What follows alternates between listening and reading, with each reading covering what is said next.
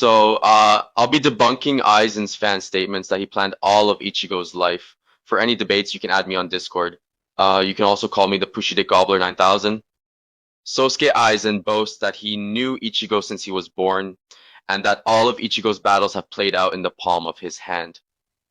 In chapter 314, 315, after Ichigo's final attack on Aizen, Aizen explicitly claims he arranged Ichigo's entire development, noting Ichigo's meetings with Rukia, fights with Uryu, Renji, Kenpachi, Byakuya, Grimmjow, Ulquiorra, etc., and that each battle has gone the way he desired. Despite Aizen's claims, the manga provides little evidence that he directly orchestrated these aspects of Ichigo's life. There is no scene, flashback, or implication showing Aizen observing, influencing, or even knowing about Masaki Kurosaki's identity as a Quincy, Isshin Shiba's fall from captaincy or decision to live as a human, the birth or early childhood of Ichigo. These are formative events. If Aizen truly planned Ichigo's life, we would expect at least one scene showing surveillance, a conversation, or a directive acknowledging this child's importance. There is none, since this is SCD. Narrative feats or actual feats, so we can debate this too. On the contrary, Aizen's revealed plans focus on the Oken, key to the end, and the Soul King, not on grooming Ichigo. Official sources summarize Aizen's actions as eliminating Soul Society's leaders and staging Rukia's execution to retrieve the Hogyoku, then aiming to destroy Karakura town and reach the Soul King. Only in retrospect does Aizen arrogantly claim credit for Ichigo's growth. Aizen's true goals, such as 202 and 21, 24. The manga shows Aizen's objective was creating the Oken. He staged the fake execution of Rukia to extract the Hogyoku and faked his death in Soul Society. These chapters make no mention of Ichigo. Aizen's focus was the Oken and confronting the Soul King, not Ichigo's personal journey. Ichigo's heritage final or later chapters reveal Ichigo's Quincy blood and Masaki's hollow fate were actually due to Yuak's meddling, not Aizen. The novel twist is that Masaki's hollow affliction was orchestrated by a stern ritter, Yuak's army, and Ichigo's Quincy trait comes from his mother's lineage. There is no manga evidence that Aizen influenced Ichigo's birth or innate powers. Rukia and Karakura. In the manga, Rukia goes to the human world to rescue Orihime and loses her powers, leading to her giving Ichigo power. This mission is driven by Soul Society orders via Yoruichi Urahara after the Hogyoku incident, not by Aizen. Rukia's presence in Karakura was a coincidence in story terms, not a scheme by Aizen. Hollow attacks. The first hollow attack, the one Masaki defends against, was caused by Stern Ritter Pesce under Yuwak's influence, as shown in later chapters. The Menos that appeared during Uryu's bait training, a Rankar arc, was a natural phenomenon of hollow behavior, not an Aizen construct. The manga never depicts Aizen sending these hollows. In fact, Aizen already had the Hogyoku and no need to create hollows for Ichigo. Major battles, Ichigo's fights in Soul Society, Renji, Byakuya occur because Rukia's capture happened independently of Ichigo. She volunteered to aid Orihime and later picked up the Hogyoku. In Weko Mundo, Ichigo's battles with Grimmjow and Ulquiorra were simply battles in a war zone.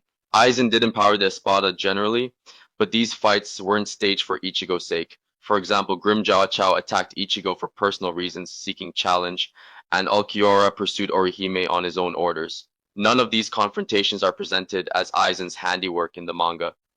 Other key events, Ichigo's Dangai training, Chest 407, 414, and the Fullbring arc, Chest 428, 439, involve Urahara, the Fullbringers, and Ichigo's own determination. Aizen had no role in Ichigo regaining or mastering his powers after they were lost. Indeed, the manga emphasizes Ichigo's personal effort in these arcs. In short, aside from letting Rukia carry the Hogyoku, which indirectly led to Ichigo's involvement, Aizen does not appear to intervene in Ichigo's life until he explicitly claims pulling strings behind the scenes for the events above. Moreover, Ichigo's own actions demonstrate his independence. After the Aizen battle, Ichigo spent 17 months training in the Dangai, 409-414, a journey begun of his own resolve, not directed by anyone.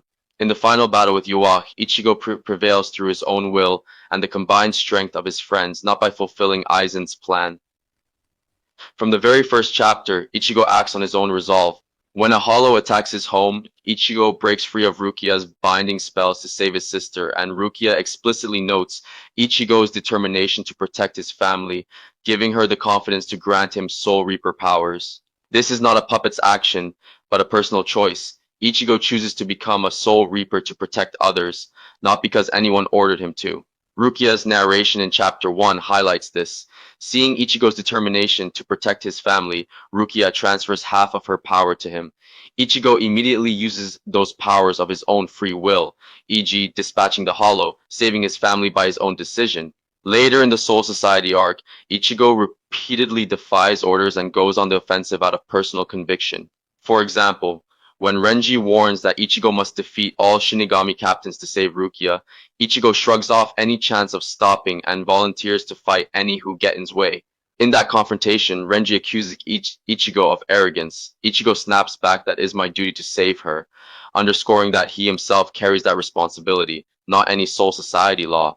After gaining new training, Ichigo taps into his own determination and releases full power to defeat Renji. Again, these moments are Ichigo's own choice of action, not the result of external compulsion. Later, when Ichigo finally reaches Rukia's execution, he flatly announces to her, Rukia, I've come to save you. Chapter 116, ignoring captain instructions and Soul Society protocol. I have to save her. Ichigo to Renji, 96. Even Renji is startled when Ichigo insists, Idiot! I didn't say I wanted to save her. I said I have to save her. This line, chapter 96, shows Ichigo making the decision himself. It's his own drive. I have to at work. If they get in my way, I will fight them all. Ichigo to Renji in Soul Society. He does not hold back against any number of officers. He chooses to fight every obstructing Shinigami if necessary. It's my duty to save her. In the same fight, Renji blames Ichigo for Rukia's predicament. Ichigo retorts that he personally is bound to rescue her.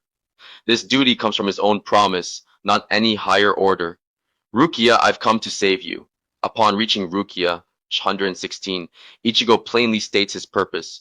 He has openly broken every rule of Soul Society by coming, and does so because he willed it. Each of these quotes, from chapters 96 and 116, shows Ichigo actively asserting his intent. He never waits for permission or blames his orders. He tells others what he will do, then does it. Ichigo's self-determined actions continue through the Arrancar Hueco Mundo arcs. When Orihime is kidnapped by Aizen's forces, Ichigo immediately vows to rescue her, a promise made entirely from his own heart.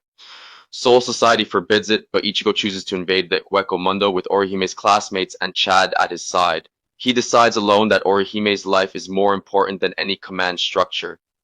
For example, when Renji urges caution in Hueco Mundo, Ichigo replies that Orihime chose him and he will not back down. These manga moments underline that Ichigo fights for friends by his own choice. In fact, during the climax against Grimmjow, Orihime cries out to protect Ichigo, and he finds the resolve to stand his ground. Similarly, later Ichigo returns to Karakura Town and ultimately the Soul Society, the fake Karakura battle, entirely by his own initiative. He even refuses aid from Urahara at first, training himself in the Dangai to become stronger. At each step he chooses to push forward. In short, at no point is Ichigo merely a passive pawn.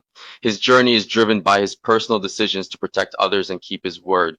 People could argue Aizen used his emotional understanding and read all of Ichigo's actions, though this is not supported in any material nor is shown explicitly or implicitly or logically derived on screen.